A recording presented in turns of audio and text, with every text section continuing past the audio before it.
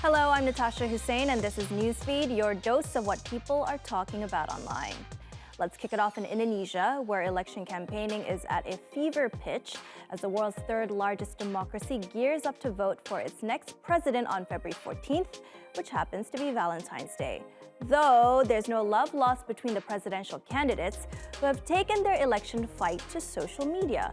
And one political party has come out with guns blazing with a chilling message for voters from beyond the grave from infamous dictator President Suharto. He ruled over Indonesia with an iron fist for 3 decades. Pada 14 Februari 2024, the AI-generated viral deepfake of the once-feared Suharto was created by his party Golkar to back frontrunner Prabowo Subianto. But using Suharto's likeness has sparked criticism online, with many calling out how ethically wrong it is to use such a divisive figure for political gain. So we've entered a new era of deepfake electioneering. But that's not where much of the focus is online right now in Indonesia. In the country with one of the world's highest internet usage rates, is not only deepfakes going viral, but dance moves. Candidates and their political parties have been forced to go big on TikTok, which has emerged as a key battleground to amass voters and clout. Lara looks into how TikTok is reshaping public opinion and Indonesia's political landscape. A former general, an academic, and a humble public servant, all vying for the top spot in Indonesian politics. But for this election, things are different.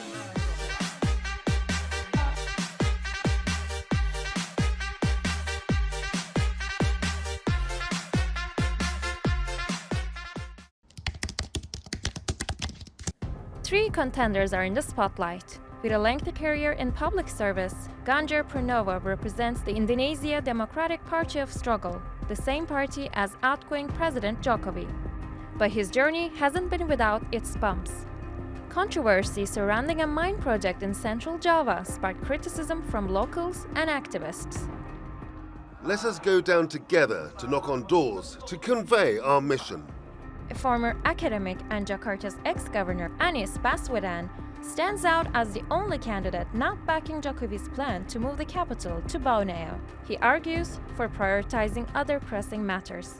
His campaign has been overshadowed by allegations that he is appeasing hardline groups and fueling identity politics. The future requires more than just being a specialist.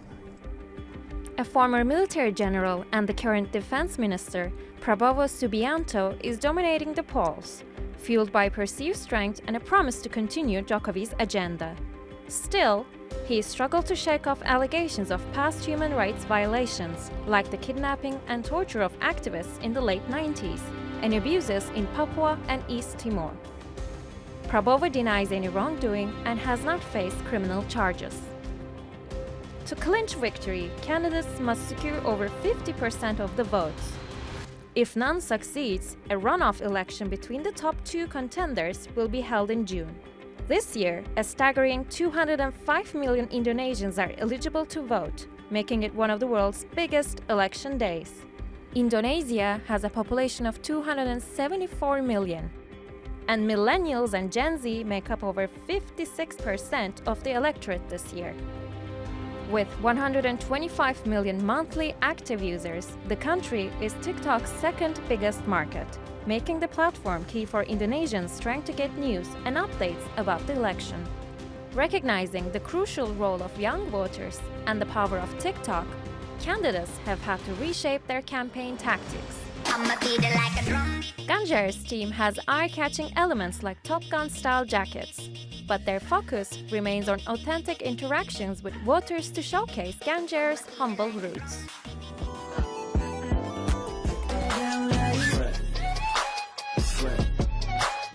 Anies prefers to engage with his voters through live broadcasts on TikTok.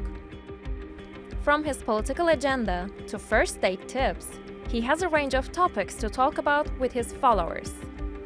Adding a twist to his campaign, Anies has found unexpected popularity among K-pop fans, mainly young women. It's so fun. It doesn't feel like a presidential election. I'm also a K-pop fan. So events like this are great for me. Despite his reputation for having a fierce temper, Prabowo is showing a softer side. As the lead candidate, Prabowo's TikTok message fits into his campaign's gemoy or cute image to charm young voters. TikTok portrays him as sensitive and vulnerable, as exemplified by a viral video of him on the verge of tears during a challenging debate. Many of his supporters, particularly young women, weep in solidarity and claim his critics make up stories about him. While TikTok offers a platform for reinvention and connection, concerns linger over the return of Prabowo's notorious temper, underscoring the delicate balance between charm and authenticity in this digital age of politics. The Super Bowl is over and the Kansas City Chiefs beat the San Francisco 49ers to defend their reigning champion title. But if you're anything like me, you don't really care about all that. It's everything besides the game that interests you. Well, Sari is here to fill us in on all the moments worth talking about at this year's Super Bowl. It's the game night for American football fans, but for the rest of us, the Super Bowl is ingrained in pop culture as the weekend of the hottest gig in music, dozens of clever ads, and all the celebrity sightings. 1 in every 3 Americans tunes in for the show, and with an estimated 100 million people watching annually, it's no surprise companies are paying $7 million just to get a 30-second spot at the game. The biggest upgrade to the show this year was the personal involvement of superstar Taylor Swift. The singer took a 13-hour flight to turn up at the game to support her partner, Kansas City Chiefs player Travis Kelce, as did her fans. While some are unhappy to see the cameras focusing on Swift, not everyone believes her being the center of attention is bad for the game. I think that it's not her fault that they keep showing her, and I think she's great for the game. More women need to watch NFL. We need to get more involved in sport. It does get more people involved. I like that. I mean, I'm indifferent. I don't care. Lucky for Swift, the team she cheered for had the game. The Chiefs won for the second consecutive time in only the second overtime game in Super Bowl history. But celebrations started early when R&B legend Usher took the stage.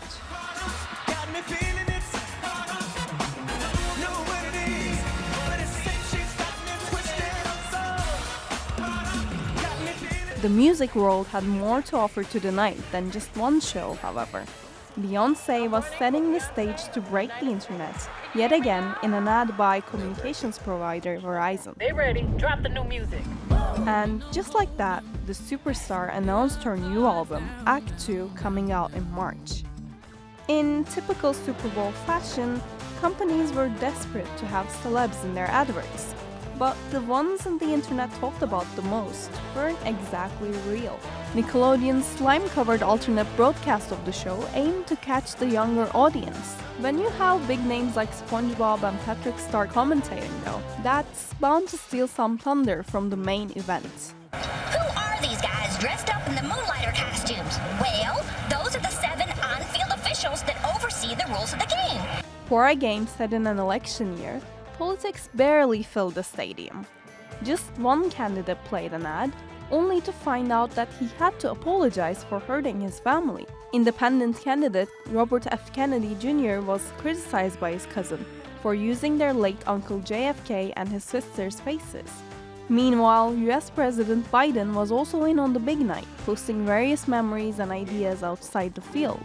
But it wasn't until the end of the game the president posted his big hit of the night, a version of the Dark Brandon meme from his personal account, seemingly as a play on the fringe game-rigging conspiracy theory involving Taylor Swift. Biden's team is allegedly expecting an endorsement from the star with far-reaching influence, and her boyfriend's team is somehow dubbed as the Democrats' choice by some online. Still, Biden's team might have failed to get the internet points they desired with that post.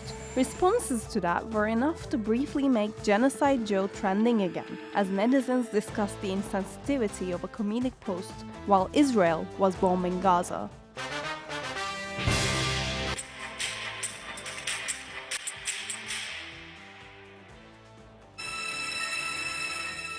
I knew this was going somewhere. The latter was also criticized for playing a propaganda ad during the game, just days after they rejected a ceasefire deal that involved a total prisoner swap. Israel wasn't the only one vying for the average American's attention on a patriotic game night. While their campaign might have been one of the losers of the Super Bowl, there were plenty of other winners to talk about. And for those following Israel's war on Gaza, TikTok has been a popular source for updates and opinions. But searching the app for your favorite Palestinian creators or videos may not be as straightforward now, since TikTok has quietly removed a feature allowing users to track views via hashtags. Prior to being disabled, TikTok's hashtag data showed views for pro-Palestinian content going into the billions, compared to mere millions for pro-Israel clips. But if you type in Gaza now, the feature displaying how many views a video got is no longer available. TikTok has sneakily removed the metric, which critics had claimed was favoring Palestinian content. Either way, it was an important tool for measuring viewership data to reveal trends and the spread of harmful content. There's been a backlash over the removal of the hashtag view count, with many tech insiders accusing TikTok of taking a step back in transparency. In the days before Wi-Fi, we pretty much relied on phone credit or airtime to make a call. When mobile phones were still relatively new in South Africa and airtime cost a packet, a junior finance employee at Vodacom, one of South Africa's major cell phone operators, had an idea on how to get people communicating without paying for it. The concept quickly took off and brought in millions of dollars for Vodacom, but the creator is yet to see a cent. The case has dragged through the court since 2008, and Kosinati brings us up to speed. Please Call Me allowed cell phone users who didn't have airtime to send an urgent SMS requesting another cell phone user to call them back immediately, sort of like an SOS. I have been in so many stranded moments, and I used Please Call Me, and every single time that happened, I'd get a call back and I'd ask, Ma, I'm stranded, I do not have airtime, literally all I have is my phone and your number, and I had to send a please call, I need your help, I don't have transport money. So there used to be a feature on the Please Call Me where you could personalize it and write, please call, come get me, or come pick me up. You know, and that's how a lot of us were able to get back home sometimes, right? Maybe when you have a romantic partner, you just want to send a message and say, please call, I love you, please call this and that. So it was a very central part in the way that we communicated. Vodacom are set to approach the Constitutional Court after it was ordered to table a new offer by the end of February. The court ordered Vodacom to pay Makate between 5 to 7.5% of the total revenue generated from the Please Call Me invention. For almost 14 years, Makate and Vodacom have been in court. However, Makate says he must be paid what is due to him. Been a long road. I mean, you would know that. We've went from court to court, fighting basically for my intellect and capital. And for me, I think it's good for intellect capital. It's good for inventors. It's good for people who dare to dream and do things different. Some South Africans took to social media and slammed big corporates such as Vodacom for their ongoing bullish behavior. Some citizens even threatened to boycott Vodacom and unsubscribe from all of their services. I believe that they should actually just pay him the money that was promised initially, because it's unfair to now change tunes after the success of the product. What he invented has helped millions of people, and Vodacom has made millions, if not billions, out of his own inventions. Enter the dragon. I am, of course, talking about the Year of the Dragon. We're a few days into the Lunar New Year, which means the world's biggest travel rush is taking place. A record 9 billion trips are expected during the 40-day festive period in China, and millions more are celebrating the holidays globally. In China, the Year of the Wood Dragon will see most people leave large cities and return to their hometowns or rural areas to be reunited with family. For many, it's the first time they've been able to travel since lockdowns during the COVID-19 pandemic. So as the rabbit hops off, here breathes the dragon. The Chinese horoscope has 12 animals rotating every year, so if you were born in 1964, 76, 88, the year 2000, or 2012, you are a dragon. That means your characteristics will tend to be ambitious, decisive, and big-hearted. On the downside, dragons also have a rep for being intolerant, aggressive, and tactless. The celebrations continue until February 24th, concluding with the Lantern Festival. According to astrologers, the Year of the Dragon will bring a lot of good fortune if you display compassion. So be kind, folks, in 2024. And that's it for today. See you soon.